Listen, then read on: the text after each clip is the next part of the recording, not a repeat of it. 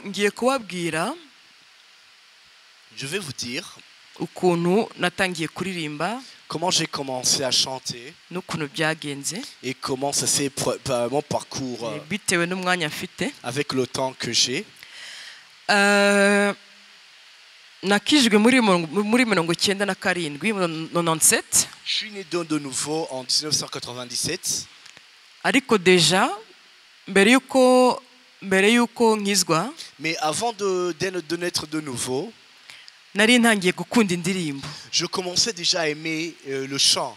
Si nyuma gato mfite imyaka 9, Quand j'avais 9 ans, 8 ans, 9 ans, narebaga indirimbo rimwe, moi je regardais juste une fois une chanson indirimbo nkayifata mu mutwe, et cette chanson je la mémorisais déjà. nkashaka kuyisubiramo Et kandi je pouvais la ndumwana. répéter.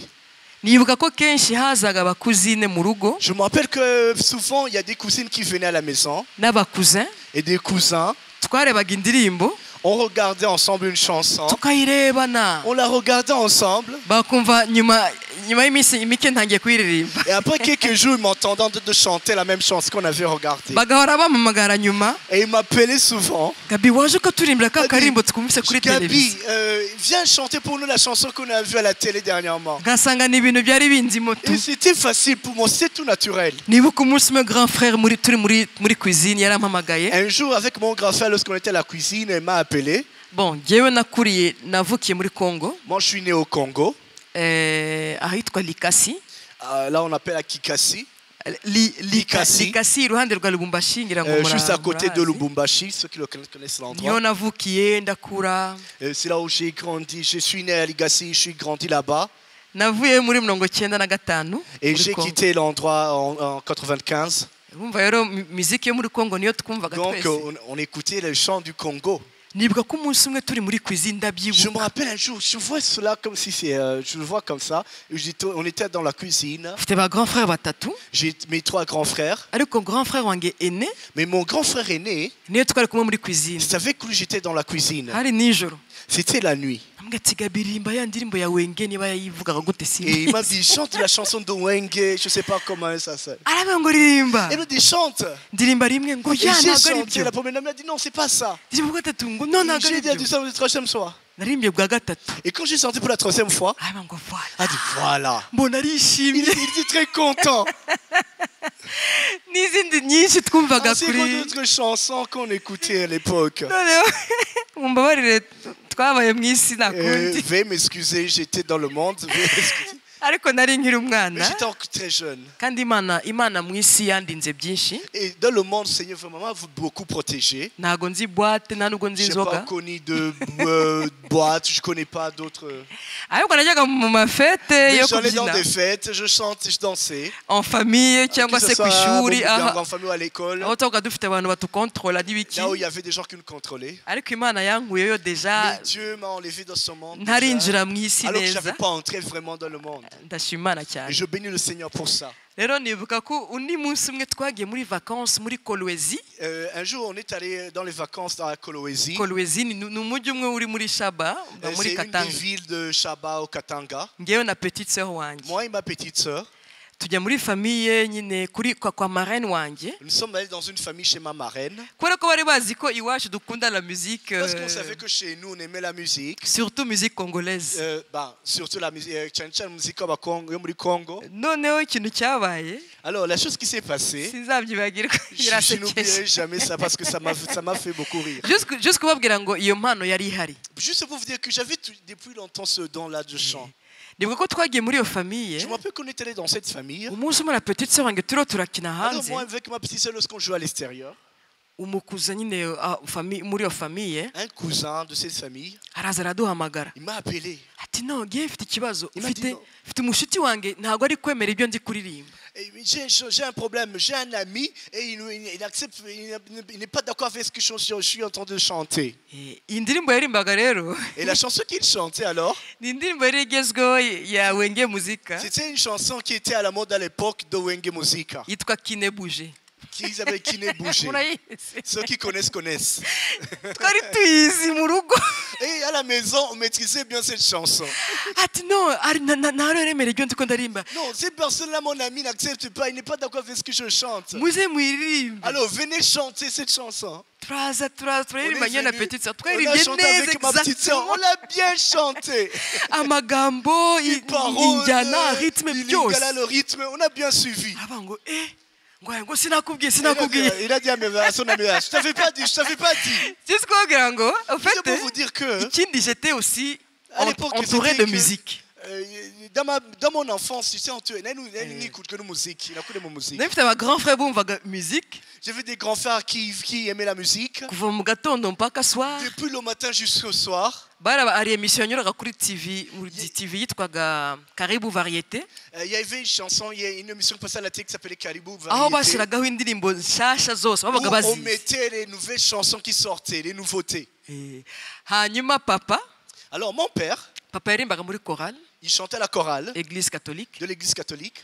Yari maestro yaririmbishaga. Il est le maître, il faisait chanter les gens. Kandi we yari azi gusoma musique. Il était maître de chant, il savait aussi lire le Solfège. solfège. Ariko ubu yarapfuye nta Mais maintenant, il est kiriho. décédé, il n'est plus là. Hanyuma na mama Ma mère aussi. mama nawe yakundaga kutwigisha indirimbo ko yari umwarimukazi. Ma mère était enseignante, alors il aimait nous apprendre les chants. Indirimbo uturirimbo twinshi bigishaga abanyeshuri ku Les petits ishuri chants là qu'on chantait à l'école, cyane cyane za français ko twabaga muri Congo. surtout les qui étaient en français parce qu'on était au Congo à l'époque. Yakundaga kuzitwigisha twebwe Il abana nous be. faisait chanter, nous, ses enfants, nous faisaient Donc, chanter ses chansons. Ahantu hose hari musique. Alors partout, j'étais entouré par la musique. Papa yagiraga indirimbo ze z'abaéglise catholique. Mon père avait ses chants de l'église catholique. Ba grand frère bagiraga indirimbo bakundaga kumva. Mes grands frères avaient leurs chants qu'ils aimaient écouter. Na mama nawe akatwigisha indirimbo zo ku Et ishuri. ma maman nous a enseigné les chants de l'école. Noneho nkagira sasa iyo don kuko byose byavuye kwa papa na mama kuko mama nawe aririmba ariko papa cyane cyane. Et j'ai eu son don parce que mon père aussi chantait, ma mère aussi, surtout mon père. Noneho ngeze mu Rwanda Alors lorsque je suis arrivé au Rwanda, indirimbo zari zigezweho zari z'aba Céline Dion pour que les tu m'aimes chansons qui encore. étaient à l'époque, c'était les chansons de Céline Dion, Pour que tu m'aimes encore. Na Maria Carey Maria Carey aussi. yitwa Hero. Hero, la chanson Hero. Nari ntangiye kuzikunda no kuziririmba Et à ce cyane. moment-là, je commençais à les aimer, je commençais à les chanter aussi. Kandi nkanaziririmba cyane. Et je les chantais aussi. Nize muri internat Et moi, j'ai étudié à l'internat. umwaka wa mbere ngeze mu Rwanda. Première année au Rwanda, j'ai fait l'internat. Ndibuka ko hari abana bakunda kumpamagara Je me rappelle qu'il y avait des enfants qui aimaient m'appeler muri dortoir. dans le dortoir. Gabi ngwino turirimbire pour que tu m'aimes encore. Gabi, viens chanter pour nous, pour que tu m'aimes encore. Habaga ari mini concert. C'était comme si c'était un petit concert. Nkazibaririmbira Je bakishima. chantais ces chansons, ils étaient très Donc contents. nari mfite iyo don yo kuririmba no gufata indirimbo vuba. Alors j'avais ce don-là de chanter, de mémoriser vite les chants. Hari muri 96 icyo gihe. À cette époque-là, c'était en 96. Muri 97 Alors en 97, ndakizwa. là c'est là où je suis né de nouveau. Maze gukizwa Imana irambwira iti no. Et là, quand je suis né de nouveau, le Seigneur m'a dit non, Izo ndirimbo ntizikiri zawe. ces chansons ne sont plus pour toi. Indirimbo wowe ugomba kuririmba. Les chansons que toi tu dois Ni indirimbo chanter, zanjye. c'est mes chansons Zivuga Imana, zivuga jewe, qui parlent de moi jewe gusa. et qui parlent de moi seul. Nuko izo nazivuyeho rero. C'est ainsi que j'ai quitté ces chansons profanes. Ariko murumva Céline Dion ko aririmba neza cyane. Mais vous savez que Céline Dion chante très bien. Ijwi ryiza cyane. Elle a une très belle voix. Naba Maria Carey nizo nakundaga. Et c'est les Maria Carey, ce sont les gens que j'aimais. Nakundaga abantu baririmba neza, amajwi Moi, meza. j'aimais les gens qui avaient des belles voix. Noneho nk'ijwe ndavuga se est-ce que muri gospel indirimbo z'Imana zirashobora kuryoha hari abantu baririmbira Alors, Imana quand je suis neza. né de nouveau, je me suis dit, est-ce que les chants gospel, on peut avoir des belles voix? Est-ce qu'on peut bien chanter? Il y a des gens qui chantent bien aussi. Satani ni mubi cyane. Satan, il est très mauvais. Abantu benshi Plusieurs gens, mbere yuko bakizwa avant de naître de nouveau, Satani abashiramo ko bakizwa ari abantu ba fake. Satan les fait convaincre que les chrétiens sont des gens qui n'ont pas le goût de la vie, qui ne savent rien, qui ne sont pas intéressants. Voilà. En fait iyo niyo ni inzira imwe Satani Et ça, c'est l'un des akoresha voies que Satan utilise. Hein, kuko yamanutse kuri iyi si afite parce umujinya qu'il est venu avec, il est descendu sur terre avec colère. akoresha amastrateji yose Il utilise toutes les stratégies possibles kugira ngo inzu y'Imana n'ibintu by'Imana bigaragara nk'ibintu by'abantu batari branché abantu pour que les choses de Dieu et les gens de Dieu soient négligés. n'izindi strategy nyinshi akoresha Ainsi kugira que ngo d'autres stratégies aussi qu'il utilise. abantu badakizwa Afin que les gens aussi ne naissent pas de nouveau. ariko yaraneshejwe. Mais il a été vaincu. Hari akantu kamwe ngiye gucishamo gato. Il y a une entre parenthèses que je vais dire. Urabona mu isoko, Vous voyez au marché, iyo umuntu ari hanze y'isoko, lorsqu'une personne est à l'extérieur du marché, avuga ati ariko abantu bariho barasakuza cyane, kuki bari il dit, gusakuza? il y a des gens qui font beaucoup de bruit au marché, hein? Ariko iyo yinjiyemo Mais lorsqu'il entre dans le marché, nawe atangira gusakuza, lui aussi commence à parler beaucoup. kandi akuvana ibintu biri Et normal. il trouve ça normal. Nuko mu nzu y'Imana C'est ainsi dans la maison du Seigneur. umuntu aravuga ati abari abantu ntibasaze, Quand tu es à l'extérieur, tu dis ces gens-là sont fous. ariko bafite ikibazo. Mais ils ont des problèmes. Ariko iyo nawe yinjiye mu Mais toi aussi, rusengero quand tu entres dans l'église hein, agakizwa et que tu es né de nouveau, akamera nkabo, et il est comme eux, atangira kumva ko ari ibintu normal il commence à voir que ce sont des choses kandi normales. biryoshye. Et que ces choses sont Mu bonnes. isoko hari ibintu byiza ntegereza kugura, Au marché, il y a des bonnes choses qu'il faut acheter. hari imyenda myiza, hari Il y a amafuri, des beaux habits, il y a des fruits. akabigura puis agasohoka. Il peut acheter cela, il peut les Agasohoka sortir. yishimye. Et il sort étant content. Rero mu nzu y'Imana no muri Kristo Alors, dans la maison de Dieu ainsi qu'en Christ, ibintu hein, biraryoshye. les choses sont bonnes. Faut kubwira abantu baze gusa Il faut dire aux gens de venir seulement kugira ngo bumve ubwo buryohe. afin qu'ils puissent goûter Amen. à cette saveur. Nuko rero ndakizwa C'est ainsi, je suis né de nouveau muri 97, en 97. maze gukizwa Imana imbwira ko izo ndirimbo ati zitakiri izange Et ko ngomba lorsque je suis né kurimbira de nouveau, Imana. le Seigneur m'a dit que ces chansons profanes, que ce ne sont plus à moi, que je dois Nangira chanter seulement les gushaka chants qui le glorifient seulement. Indirimbo z'Imana. Alors j'ai commencé à chercher les chants de Dieu. Naguye ku ndirimbo z'umuririmbyi witwa Alvin Slaughter. Je suis tombé sur un artiste qui s'appelle Alvin Slaughter. Alvin Slaughter Alvin yarimbaga neza Slaughter, il cyane. chante très bien. Ngo ku ndirimbo za Ron Kenoly Et je suis tombé sur les chants de Ron Kenoly. ndazikunda J'ai cyane, beaucoup aimé les chants de Ron Kenoly. kandi Imana yangiriye neza mpura nawe. Et Dieu m'a fait grâce, un jour je l'ai rencontré. Yaje mu Rwanda, Il est venu au Rwanda ndabishimira Imana et je cyane. bénis le Seigneur. Noneho undi muntu noneho we naramukurikiye cyane, Une autre personne, lui vraiment, je l'ai vraiment suivi, il m'a Nous- beaucoup inspiré. witwa Darlene C'est Darlene wo muri Australie. de l'Australie. Uriya navuga ko ari mentor wanjye. Elle, je pourrais dire que c'est elle mon mentor. Nababwiye ko ngewe nakundaga utujwi twiza Je turyoshye. sais dire que j'aimais des belles voix qui chantent bien. Yeah, Des voix yeah. aiguës, Amajwi y'abanyamerika Des ibintu voix, biryoshye, you des know. voix américaines. Pas tout n'ibintu ça. byo kuririmba Pas des just. chants qui sont juste là. Numvaga nshaka est-ce que umuntu arashobora kuririmbira Imana Moi, je dis, est-ce neza? qu'une personne peut chanter pour le Seigneur et le faire bien? Nibyo nishakiraga. C'est ça que je voulais, moi. Umuntu uririmbira neza, umuntu urimbira Imana ariko akaririmba Une neza personne cyane. qui chante bien, qui chante pour le Seigneur, mais qui le fait bien aussi. Ni iki rero cyabaye? Qu'est-ce qui s'est arrivé? Qu'est-ce qui est arrivé alors? Umunsi umwe hari umukozi w'Imana witwa Sami Tipit, ni umukozi n'umu-evangeliste. Il y a un jour un évangéliste qui s'appelle Sami Sami Tipit Tipit.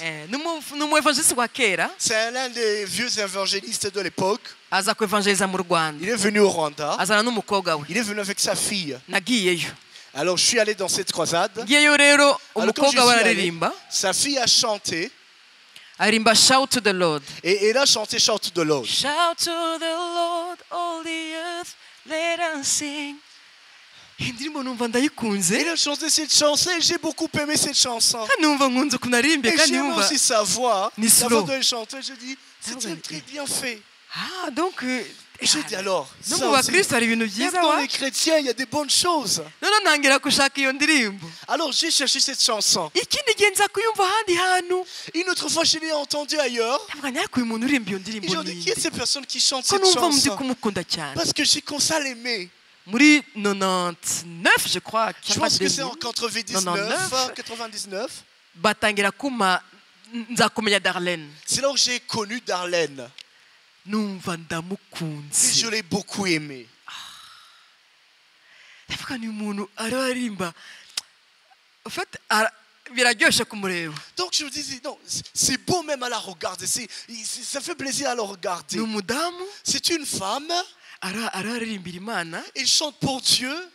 araramya agahimbaza Il Imana, adore et le loue. kandi aririmba afite ijwi Il a riryoshye. aussi une belle voix. Ni mwiza, Il est belle. yambaye neza, Il est bien habillé. arasa neza, Il est belle. Il a une bonne apparence. kandi akaririmbira Imana. Et il chante pour Dieu aussi. Ibi byakomeje kuvuga ngo ariko Et là, ça va commencer à me dire ibintu nagiyemo antuka ni byiza les vraiment. choses que je me suis mis, ce sont des bonnes choses. Murabizi ukimara gukizwa hari igihe utaramenya neza ibyo urimo. Tu sais, quand tu es né de nouveau, les premières années ou les premiers jours, c'est comme si tu ne sais pas dans Ibi quoi tu bintu es. nagiyemo ni ibiki? Tu te demandes dans quoi je me suis mis. Umenya ko nyine umenya ko wavuye mu maboko ya Satani, Tu comprends que tu as quitté les mains du diable, ko uri mu bwami que tu es dans le bw'Imana, royaume de Dieu maintenant, ko uzajya mu ijuru, que tu iras au ciel. ariko le parcours ntabwo uba uzi ibyo Tu ne uzahura connais nabyo. pas exactement tout le parcours de tout le trajet. que Niyo tu vas mpamvu umuntu iyo rencontrer. agikizwa agomba gukora fermissement, akiga C'est pour cyane. cela quand tu es donné de nouveau, tu dois faire des cours d'affermissement, tu dois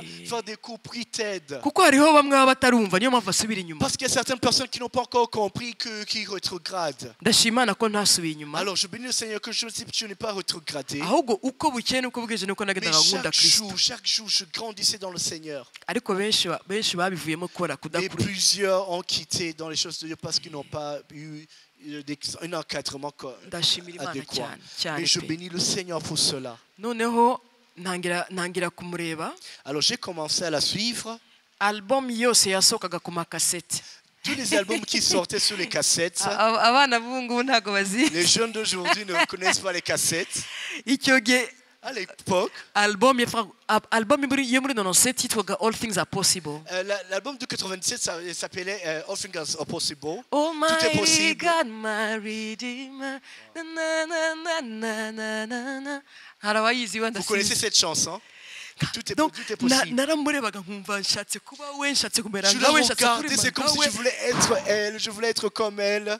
Nkayireba nkongera nkayireba Je nkongera la nkayireba. regardais, je la regarde, je la revisionnais. Kasete bakayintiza nkongera nkayisaba. On me prêtait encore la cassette, je regardais, après ils me reprêtaient, je demandais encore on me prête cette cassette, je regardais. N'ikindi ni amavuta yari afite ku buzima. Autre chose, c'était l'onction qui est sur sa vie. Muri 98 album irasohoka Encore nkongera nkayireba. 98, il y a un album qui est sorti, je l'ai cherché, je l'ai regardé aussi. Sinkibuka uko yitwaga. Je ne me rappelle plus comment c'était. Ariko amalbum yose nari nyazi. Mais je connaissais tous ces albums.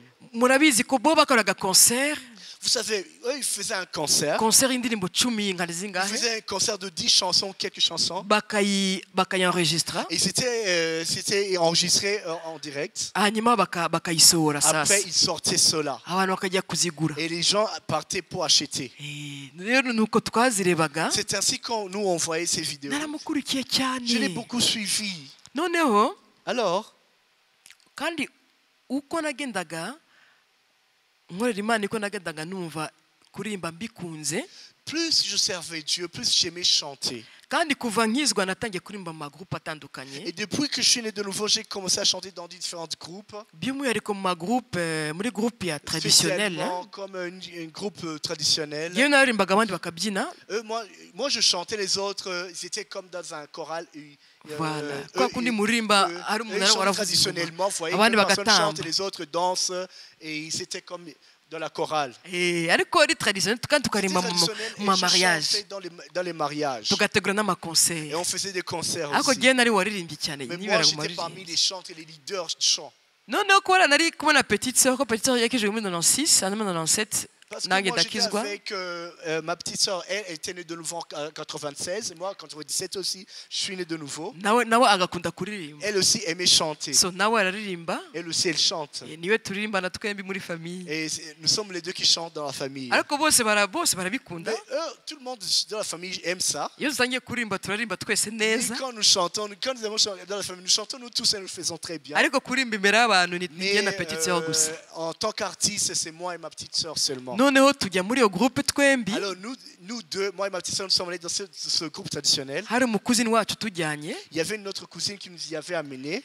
Noneho jyewe naririmba Et moi, quand je chantais, bakavuga ngo Gabi arimba neza ariko akajwi ke ni gatoya. il me disait, oui, Gabi chante Ntabwo bien, hein, tumwumva. mais sa voix, elle est petite. C'est comme si on n'arrive pas à l'entendre. petite sœur yarimbuka ati ahubwo we Mais quand ma turamwumva petite sœur chantait, elle disait, mais elle, qu'elle chante, on entend bien sa voix. ririmba cyane Alors Gabi dit, non, toi chante fort, chante fort. noneho umunsi umwe Mais un jour, reka mbabwire mu buzima les profs disent, dans la vie, tuba dukeneye abantu batwankuraja on a besoin des gens qui nous encouragent. umunsi umwe rero nagiye turi muri repetition Un jour, je suis allé dans une répétition. uwo munsi perezidante yaratubwiye ngo uyu munsi turamara umunsi wose kandi ndashaka kumva abantu bose baririmba Le jour-là, la présidente nous avait dit, on va passer toute la journée ici et je veux écouter toute personne chanter. kuko we yaririmbaga Parce qu'elle chantait kandi wumva niyo watangije iyo groupe yaririmbaga neza cyane kandi et yari afite ijwi elle rigera chantait kure très bien. Elle avait une voix qui portait loin et c'était aussi la fondatrice de ce groupe. voilà arambwira ngo uyu munsi mwese ndabumva muri Et il m'a dit, aujourd'hui je vais l'entendre. buri muntu kandi yari afite igitsure Et aussi, il avait ce regard qui intimidait. voilà tukaba dufite ubwoba twese Nous étions tous intimidés, on avait peur. abandi bose bajya bavuga ngo ni byiza abandi Tout ati le monde, on chantait, on passait comme dans une audition. wowe asama Tout le wowe monde gira chantait. gute twese atubwira Et il nous disait que c'est bien. noneho ngewe njyaho Alors moi, mon tour est arrivé de Yewe, chanter. kubera nababwiye ko nagiraga amasoni Je vous ai dit que j'étais timide à l'époque. naririmbye nafunze amaso Et j'ai chanté, mes yeux étaient fermés. iyo ndirimbo ndayibuka Je me rappelle de cette chanson que j'ai chantée. yavuga ngo wowe ukiranuka wowe utanga amahoro wowe bwisho bwanjye Toi qui es juste, toi qui donnes la paix, toi mon refuge. inzira sinibuka Je ne me rappelle plus des chansons, des paroles. naririmbye n'umutima wanjye wose Je l'ai mfunze amaso chanté de tout mon cœur. ariko mfite isoni bya Mais data j'étais très timide. ndangije kuririmba muzibiri Après avoir yavuze chanté, ariko mwese mwagiye murima nka Gabi elle a dit, et si tout le monde chantait comme Gabi? kandi icyo gihe Et à ce moment-là, naratinyaga cyane j'étais très timide. arambwira ati Gabi Elle waririmbye m'a dit, neza Gabi, toi, bien ati chanté. vraiment ufite impano Vraiment, toi, un don. ati komerezaho Continue. navuze ngo jyewe Et moi, je me dis, attends, et parle de moi. C'est comme ça. numva ni umwe mu bantu Alors, c'est l'une des personnes banteye courage qui m'ont encouragé yo kuririmba de chanter. abandi nabo twatanye kurimbana kuri eglise Les autres sont des personnes avec qui j'ai commencé à chanter avec eux à l'église. nakijwe muri 97 ariko iyo groupe yari groupe y'abantu bava mu eglise atandukanye Je suis né en 97, je suis né de novembre 97, mais ce groupe-là regroupait plusieurs personnes qui venaient dans plusieurs églises. Alors, dans notre église locale, muri eglise yacu hari amakorali gusa dans notre église locale, il y avait seulement des chorales. nta worship team yari ihari Il n'y nta avait groupe pas ya de louange groupe de adoration louange, il y avait seulement des chorales. noneho tugahora tubireba ngewe na petite sœur Alors, moi et ma petite sœur, on regardait ça tukabikunda et on aimait cela. tugataha mu rugo tukazisubiramo izo Et ndirimbo on rentrait à la maison, on rechantait les chansons qu'on a entendues à l'église. ariko twebwe twari protocole muri Mais eglise nous, à l'église, on était dans le groupe du protocole. twirizaga abantu muri eglise Nous, on était dans le protocole. kubera ko dusa hari n'igihe abantu batwikiranyaga Parce que nous sommes un peu, on se ressemble beaucoup avec ma petite soeur. Des fois, les gens nous confondaient. hanyuma ikindi imana yambwiye uwo munsi Autre chose que le Seigneur m'a dit, imana yarambwiye iti uko nkoresha uriya uri kureba elle Darlene dit, de la même façon que j'utilise la personne que tu regardes, Darlene, ku isi hose dans le monde entier, niko nawe c'est nzagukorera ça que je vais faire, c'est ce que je vais faire avec toi. kandi kuririmba kwawe ntibizagarukira mu Rwanda gusa Et ton chant, ton ministère ne va pas s'arrêter seulement au Rwanda. Seulement. bizagera ku isi hose Ça va arriver au monde entier. ahubwo ni ibintu Et j'ai birakomeye dit, là, ça c'est terrible, mais non. noneho ndituriza ahubwo ni Et j'étais ubwo tranquille, je regarde, je dis, ben, imana izabikora Dieu va le faire. nkabona ndi mu Rwanda Moi, je me voyais au nkibaza Rwanda. aho bizava Je ne voyais pas d'où ça allait venir. umuntu umwe gutyo nyuma y'imyaka ingana Un jour, quelqu'un comme ça, après plusieurs années, we n'umugabo we baza kuri eglise yacu lui et son mari sont venus à mon église. bavuye muri Amerika Ils venaient des États-Unis. barambona Ils m'ont vu. barankunda cyane Ils m'ont beaucoup aimé. bya bindi ko kundi kwanjye natangiye kubohoka Et vu que je chantais librement maintenant à l'église, j'étais très libre. Exact. ntayobora Que je dirige ou que je dirige pas, nabaga ndi wa wundi j'étais la même personne. nkabyina Je ngatamba chantais, je ngaseka dansais, je riais. nta kureba ngo hari umuntu imbere yanjye Sans me soucier des gens qui sont devant moi. donc nari narabohotse Donc kabisa. j'étais vraiment libre. kuko ari imana yabinsabye Parce que le Seigneur me l'avait demandé. mwumva imana yarabwiye ati uyu nguyu mugomba kuzamujyana iwanyu muri Amerika amerika. Et ce couple-là, le Seigneur les a dit, cet enfant-là, vous devez l'amener chez vous aux États-Unis. hari muri 2006 C'était en 2006. hanyuma 2007 batumira pasteur wacu. Après, en 2007, ils ont invité mon pasteur. 2008 barongera baragaruka En 2008, ils sont revenus. nibwo babimbwiye C'est ainsi qu'ils me l'ont, c'est à ce moment-là qu'ils me l'ont dit. bati uko kandi bambwiye ibyo ati uko uririmba ubohotse Imana yatubwiye ko ugomba kuza iwacu. Alors ils ont dit, on a vu comment tu chantais librement. Alors le Seigneur nous a dit qu'on doit t'amener chanter chez nous aux États-Unis. Muri 2009 Alors en 2009, muri 2008 bashatse kuntumira en 2008, ils ont voulu m'inviter. ariko icyo gihe nanjye ndarangiza université. Mais à ce moment-là, je terminais mes études universitaires. ndimo ndandika igitabo je crois. J'écrivais mon livre, Mon mémoire. J'écrivais mon mémoire. mbwa ati non. Et j'ai dit non. Pastor arambwira ati Mon Gabi pasteur m'a dit non. banza Attends un urangize peu. ishuri. Finis d'abord l'université. ndarangiza J'ai 2009 fini. barantumira En 2009, ils m'ont invité visa barayinyima. et ils m'ont refusé le visa. murabyumva namwe. Vous comprenez ce que j'ai ressenti none ibyo moi-même. Imana yambwiye ni J'ai dit, ibiki? Seigneur, ce que Dieu m'avait dit, c'est quoi? Imana yarambeshe. Est-ce que Dieu m'a menti? Imana yambwiye ko nzajya ahantu henshi. Dieu m'a dit que je vais aller un peu partout dans le monde. ariko deja icyo gihe nari maze kuza i Burundi kenshi. Mais déjà, je venais souvent au Burundi, souvent. nari maze kujya i Bugande, J'ai déjà allé en Ouganda. muri Kenya byaje nyuma. Et au Kenya, c'était venu un peu plus tard. byaje nyuma. C'est venu un peu plus tard. noneho n'ikindi nahuraga n'abantu Autre chose que je faisais des rencontres avec des gens. bakambwira ngo uzajya ngo turakubona mu bazungu, Ils me disaient, nous, on te voit dans des pays des blancs. ngo turakubona mu ndege. On te voit dans des avions. ndavuga ibyo bintu Et moi, je me dis, comment? nzategereza kweli. Ben, je vais attendre. noneho visa barayinyima. Alors, voilà, on me refuse le visa. ndavuga sha ibyo Et bintu j'ai sinzi dit, kweli. ces histoires-là, je ne sais pas comment ça va finir. hari muri juillet Au banyima mois de visa. juillet, on me refuse le visa. ndavuga ati non Gabi twe turabizi ko Imana yatubwiye kuzaza. Mais ils m'ont dit, non, t'inquiète pas, Gabi, la famille là qui m'avait invité, on sait, le Seigneur nous a dit que tu vas venir. uzaza muri eglise yacu. Tu vas venir à notre église. reka twongere dusabe. On va encore faire une autre demande. muri octobre En octobre, barongera barayinyima. on me refuse encore le visa. ariko mbere yaho gato Mais juste avant, niki cyabaye. qu'est-ce qui s'est passé? bon mumbabarira ntangiye kuvuga byinshi. Mon papa dit, veuillez m'excuser, je commence à me dire beaucoup de choses. muzi indirimbo yitwa Redeemer. Vous connaissez la chanson Redeemer? Well I know my Redeemer. uriya rero Alors, à ce moment-là, igihe nagiye i Bugande muri 2002 alors quand je suis allé en Ouganda en 2002, bwari ubwa mbere njyayo. c'était ma première fois que j'y allais. muri iyo eglise bacurangaga iyo ndirimbo. Dans cette église, on a chanté cette chanson. nababwiye ko nkunda amajwi Je meza vous ai dit n'ibintu que j'aimais des belles uduslow voix, turyoshye. des bits slow. iyo ndirimbo bakunda kwishyiramo après prédication. Ils aimaient mettre cette chanson après la prédication. ndapfa ndavuga ni uyu Et muririmbyi j'ai ninde? dit, qui est cette chanteuse? Qui est cette personne qui chante cette chanson? bambwira uwo ari we. On m'a parlé d'elle. umuntu umwe ndamutuma uzanshakire cassette. hari cassette Et audio. j'ai demandé, j'ai dit, cherche-moi cette cassette. Il y avait cette chanson, barangwira i cassette Bugande audio. barayizanira. On est allé en Ouganda, on a trouvé cette cassette audio avec les paroles. avec les paroles. Namajambo. iyo ndirimbo ndayiga. Et j'ai appris cette chanson. Who told the sun where to stand in the morning? Who told the ocean you can only come this far? And who showed the moon? Ndayiga neza, ndayimenya. Donc cette chanson, je l'ai bien mémorisée, je l'ai appris bien. nkajya nyiririmba ahantu Et heza je la aho chante un hose. peu partout. no muri douche na Dans la hehe. douche, je chantais. mfite grand frère ati no Gabi. J'ai un grand frère qui me disait quand Tu nous même. casses les oreilles. none Là, tu umumva fais la matri. kuva mu gitondo paka swa none ibi ni biki ndavuga mva yewe ndamukunda. Allez, dimanche, j'aime cette chanson. Je chante.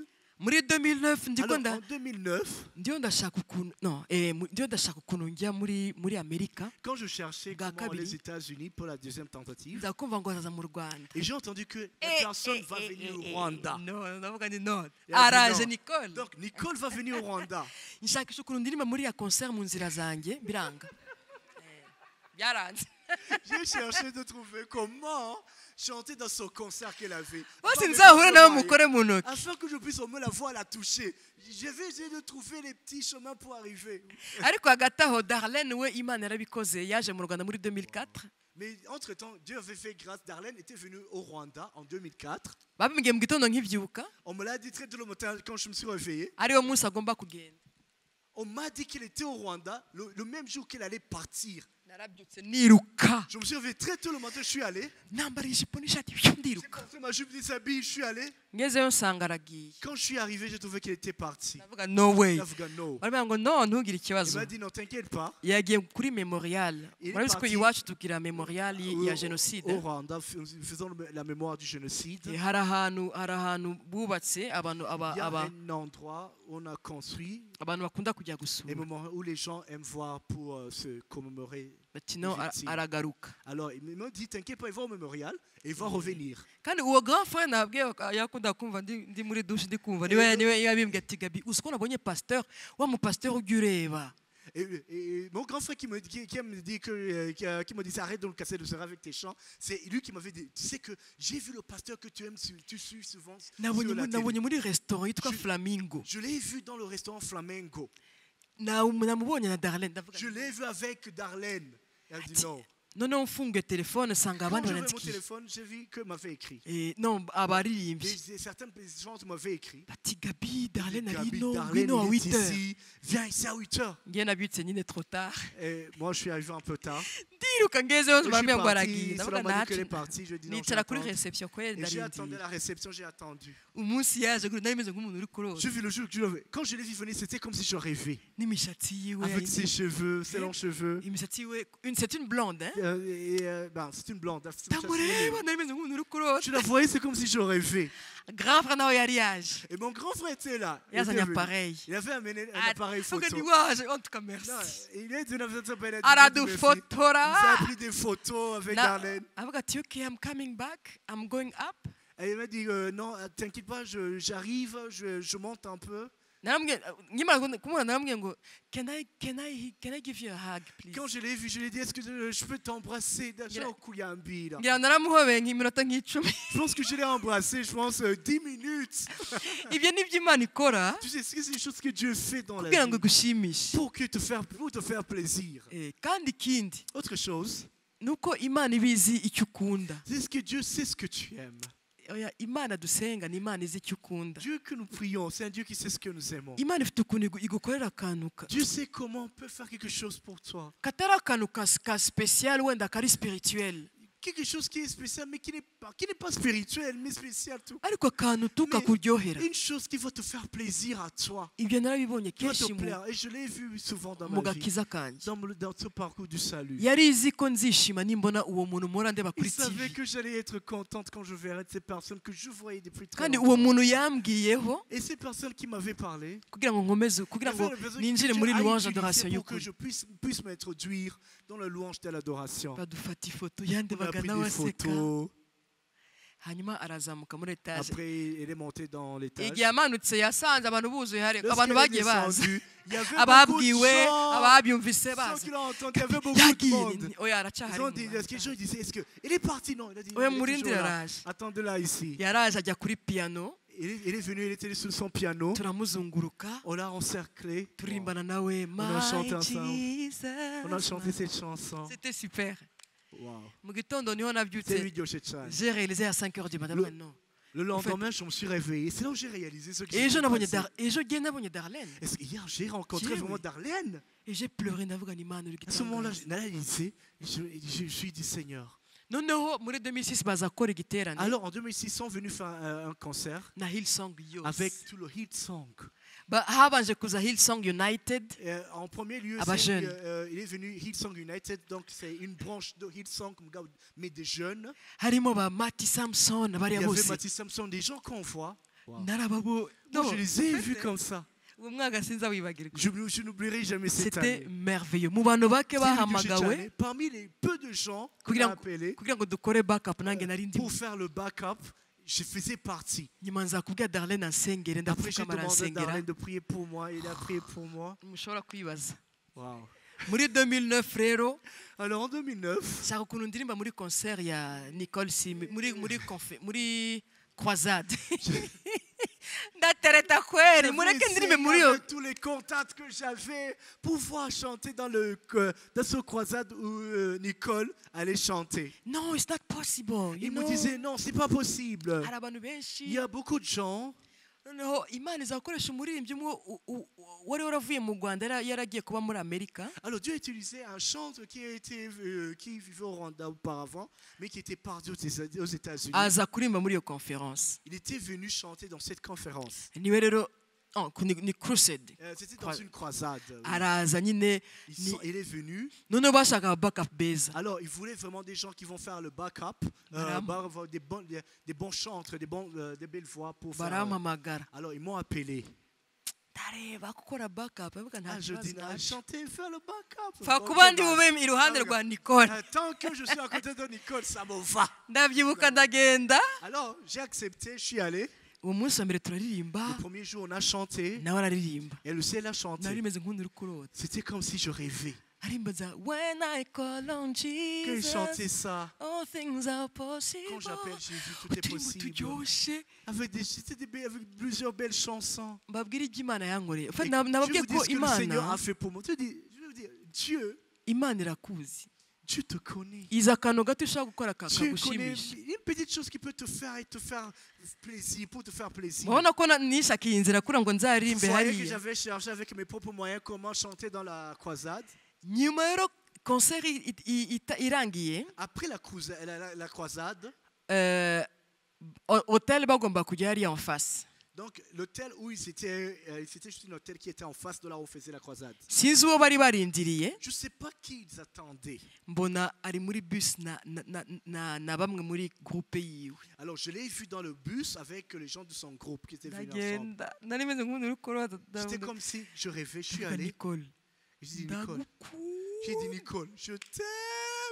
Nuko kudaseka inseko ye ndende cyane arandeba ngo Il m'a regardé, il a souri, tout ngamuganza turebana. je la regardais comme ça, je lui disais cela. Abaririmbyi bamwe baraza. Certains chantres sont venus. Kumva abaririmbyi twari twazanye mu Burundi. Mais les gens avec qui du Burundi, c'était Non, twari twazanye mu Burundi muri 2004. 2004, il est venu au Burundi. Les gens avec qui on était venus au Burundi. Twari muri chambre ndavuga ukuntu umunsi nzahura na Nicole tuzaririmbana. Alors, quand on était venus ensemble, les chanteurs avec qui on était venus ici au Burundi ensemble, lorsqu'on était dans la chambre de l'hôtel, je lui disais, le jour où je vais rencontrer Nicole, je vais chanter avec elle. Icyo gihe iyo ndirimbo ya Redeem yari igezweho cyane. Parce qu'à ce moment-là, Redeem, la chanson My Redeemer était en vogue. C'était une chanson que tout le monde chantait à l'époque. Kandi baranetamba drama. Et on chantait le drama, on faisait les dramas avec cette chanson. Bari bazi ukuntu nyikunda. Et les gens savaient comment je chantais cette chanson. J'aimais cette Abakobwa chanson. bari babizi.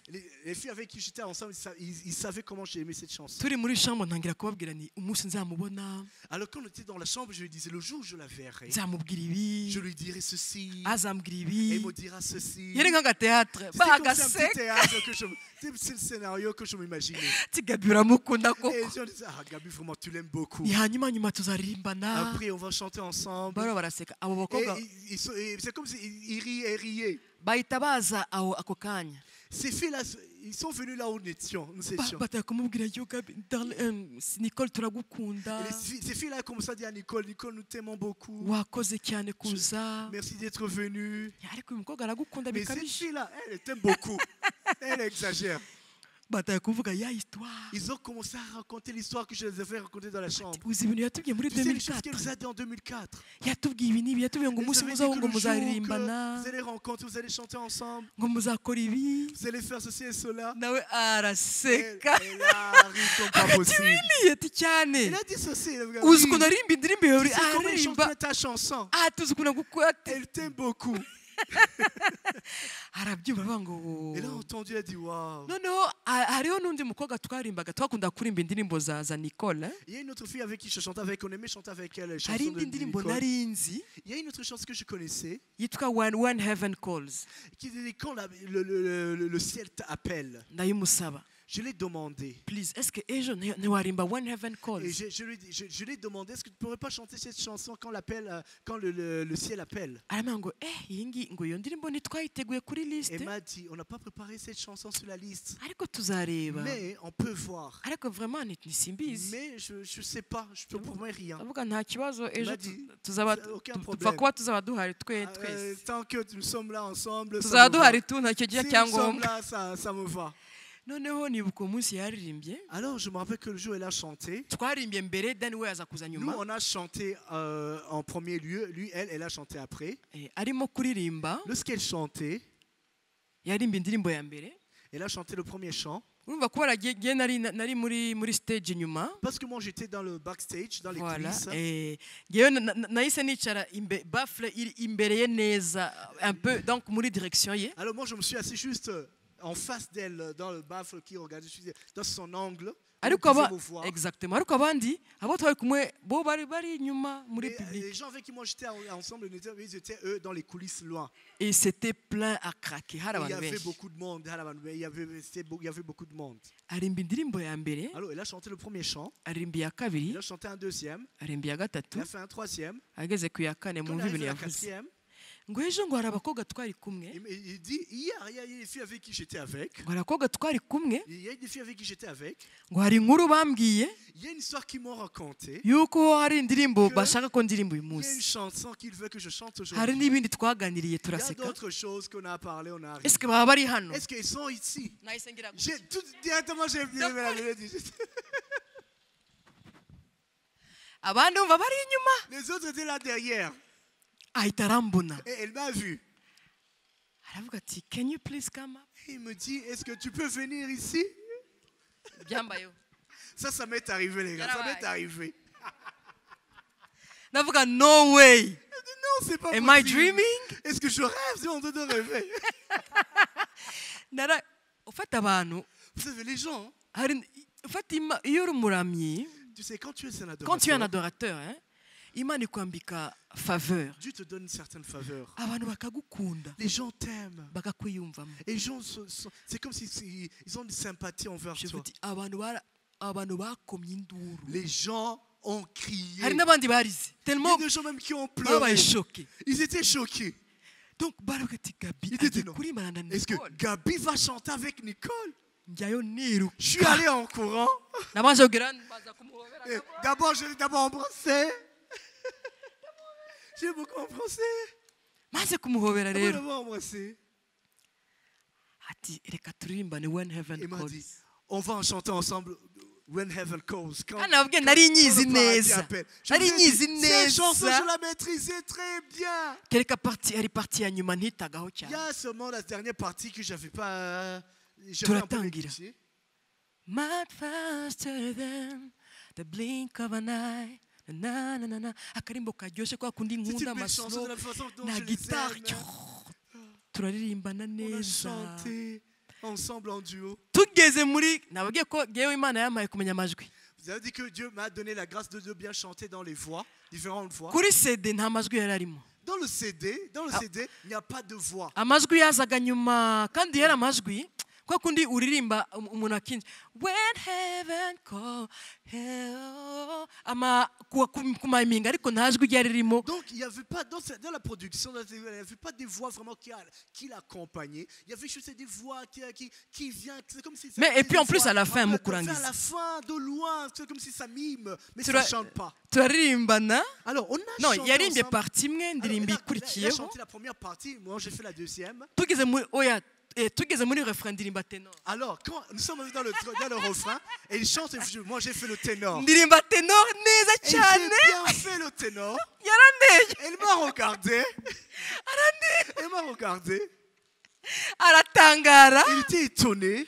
Et puis partie ya nyuma aririmba Et puis wenyine. la dernière partie, elle a chanté seule. Dusuye muri refrain nari maze Après, on a gutangira revenu- kugira on a ama revenu le emotion. ténor. J'ai revu dans le ténor, j'ai remis j'ai fait le ténor avec des émotions. Kuririmba bimera nk'aho bigira ngize emotion. Et c'est comme si j'ai une émotion. Ndangije kuririmba Après, indirimbo irarangira arandeba je ne savais plus chanter. Il m'a regardé très contente. arangije yongera aramubera. Après, il m'a pris dans ses bras. Il igihe m'a serré fort. twaririmbanaga je vous dis public yarimo barimo bararira Quand je chantais avec elle, le public pleurait. tellement byari ibintu bibarenze C'était une chose qui était au-delà de ce qu'ils na imaginaient. ya favor n'igikundira Imana Et iha toute la umuntu. faveur ainsi que la sympathie que Dieu te donne. Abantu baranyishimiye Les gens étaient très contents de moi.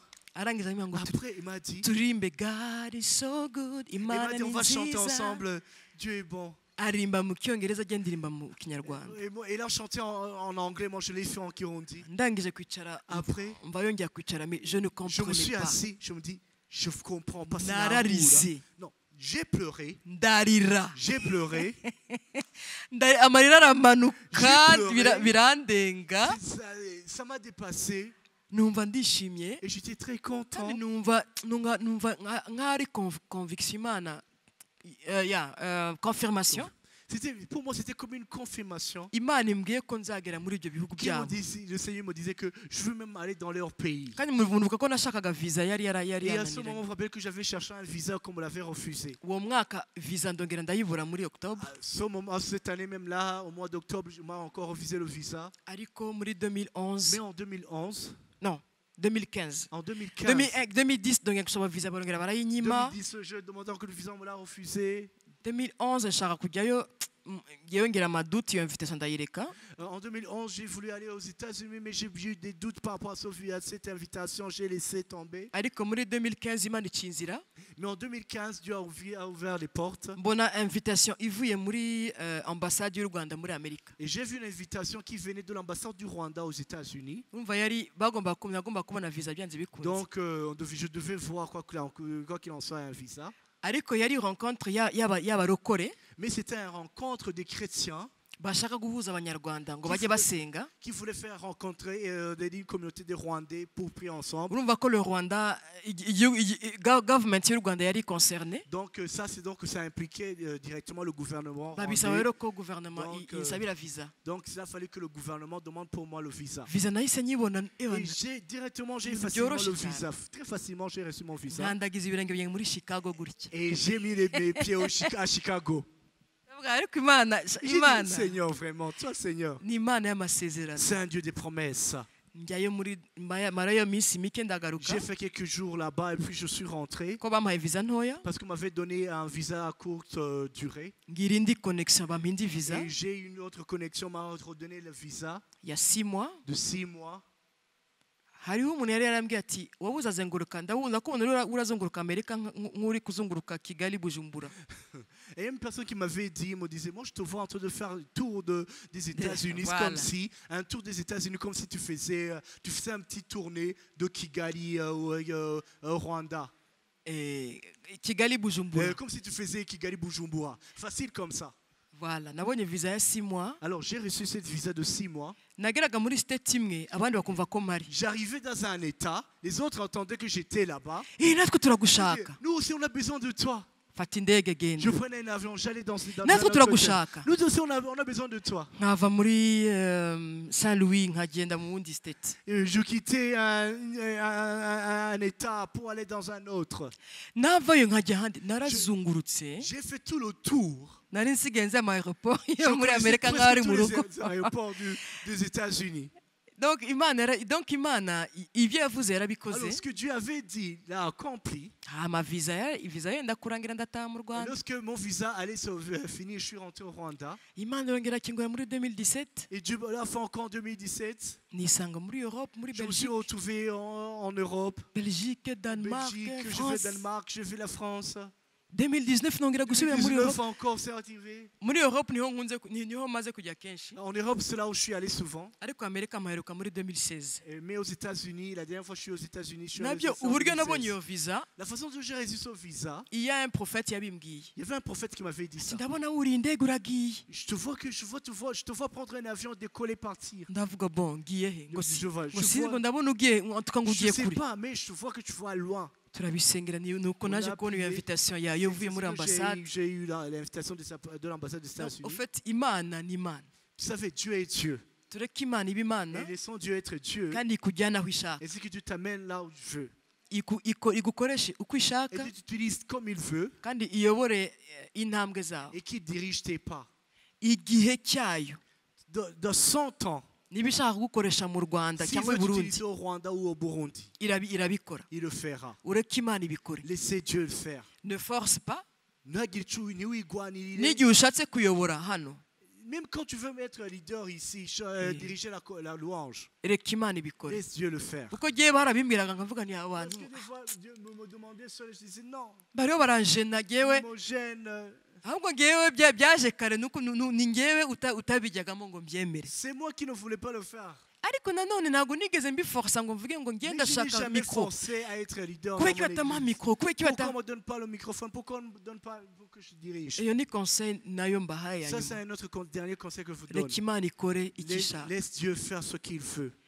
uyu munsi aho mbabwiriye aha Aujourd'hui, là où je vous parle aujourd'hui, ngenda ndushaho kumenya imana je continue à connaître Dieu. ngenda ndushaho kuyikunda Je grandis dans son amour. ngenda ndushaho no gusenga Je grandis dans la prière kugira ngo imana injyane aho ishaka pour que Dieu puisse me conduire là où il veut, uko ishaka comme il veut, mu gihe bishatse dans son temps, mu dans le buryo temps qu'il bwayo veut, que sa volonté et soit dans faite sa volonté, dans mu sa buzima façon, bwanjye et que sa volonté soit faite dans ma vie. ariko imana yarushijeho kuba nini muri njyewe Et Dieu est devenu de plus en plus grand en moi. n'ijambo ryayo ryarushijeho kuba ryinshi muri Et sa njyewe parole est devenue plus grande en moi. kubera iki Pourquoi? nagumye mu rusengero Parce que je suis resté à l'église no hanze hose et aussi à l'extérieur. ariko mbere na mbere mu rusengero Mais en premier lieu, je suis resté à l'église kuko niho nkura imbaraga zanjye parce que c'est là où je trouve mes forces. reka ndekere aho rero Je vais m'arrêter par là. mumbabarire navuze byinshi Veuillez m'excuser, je vais beaucoup parler. imana ibaho umugisha Que Dieu vous bénisse. hariho ibindi nkora nsigaye nkora vocal coaching Il y a autre chose que je fais le coaching de voix. kuko nagiye mbona ko hari abantu bamwe na bamwe baririmba ukundi kuntu Parce que j'ai vu qu'il y a des autres personnes qui chantent d'une autre façon. nkasanga si byiza cyane Et je trouve que ce n'est pas bien. noneho kubera iyo susi Mais à cause de cette souci alors que j'ai, ntangira kubikora kuri YouTube channel maintenant je le fais sur la chaîne du YouTube, le coaching de vocal. nk'ikintu kimwe nzi neza wenda mvuge nk'utuntu tubiri Autre chose que je sais bien, parce que je dis deux choses. kugira ngo uririmbe neza Pour bien chanter, ugomba kwasama tu dois ouvrir ta bouche. ouvre la bouche icyo ni icya mbere C'est la première chose. icya Ouvre kabiri akanwa kawe. rekura ijwi ryawe Et laisse ta voix, riveyo laisse ta voix ijwi riveyo sortir. hanyuma ikindi Il y a autre chose, ifo kuvuga neza amagambo articule bien les paroles. mperuka kumva ufite Moi j'ai entendu. mfite susi yo kumva umuntu uririmba neza Moi j'ai un souci d'entendre une personne qui chante bien. umuntu iyo aririmba nabi birambabaza Qu'une cyane personne chante mal, ça me fait très mal. mperuka kumva umuntu yari afite ijwi ryiza cyane J'ai entendu une personne qui chantait bien, ariko hari defo yari afite mu ijwi mais il avait une défaut sur sa voix. mpita mbyumva ndavuga ni umuntu afite ijwi ariko arimo arabyica J'ai dit, cette personne a une belle voix, mais il chante mal. gupononsa neza Il n'arrive pas bien à articuler. ntabwo wavuga ngo imana ni nziza uvuge ngo imana ni nziza Vous comprenez la différence? niba ari a vuga a Si c'est A, dis A. Imana ni nziza. dans la musique chante bien prononce bien Mu kuririmba, ririmba ukuntu biririmba. Jesus Jesus Jesus is my foundation Jesus is my foundation prononce neza ako ni akabanga kamwe mbibi ririmba ikirundi ukiririmbe neza Que je vous donne. Quand tu chantes le Kirundi, chante-le en Kirundi. imana iracari imana urimo ngo imana iracari imana Hey, chante Kirundi mu Kirundi. urimo urabyica Sinon là tu gâtes les choses. n'ibindi nzabibabwira cyangwa murebe kuri YouTube channel ya Regarde Gaby sur mon Kamanzi YouTube, je donne beaucoup de conseils quand vous allez voir. muzumva byinshi Vous allez entendre beaucoup de choses. iyo gahunda wenda imana nibishaka nzagaruka Peut-être que je vais Bikore. revenir pour cette séance. On va le faire. icyo imana izanshoboza Tout ce que le Seigneur permettra de faire. ngewe nkunda guca bugufi nkabwana nge ntabwo nabyize Je suis humble en disant, moi, je n'ai pas appris le chant. ngewe ntabwo sindi umwarimu Moi, je ne suis pas un maître de chant. voilà sindi umwarimu ko ntabwo Moi, sinabyize je ne suis pas maître de chant parce que je n'ai pas étudié cela. ariko ibyo nkoresha ni bya experience Mais je donne mon expérience uko imyaka yose maze ndirimba pendant toutes ces années que je chante. kandi avec le don que Dieu m'a donné Hamwe n'ingabire Imana yampaye. ariko abantu baramubwira ngo ariko Gaby urakabije wicisha bugufi cyane tu Il y a des exagères gens qui disent, non, tu exagères, tu es très humble, Gaby. nkavuga no nibyo abandi ko babyize nge Il y a sinabyize des gens qui ont appris, ce sont des maîtres vraiment parce qu'ils ont non mais appris il faut ça. kuvuga yuko Non, ubishoboye il faut dire que tu es capable, tu es une maître. ndavuga ndabishoboye kubera ko mbikunda me ntabwo Moi, je nabyize peux le faire parce que je l'aime.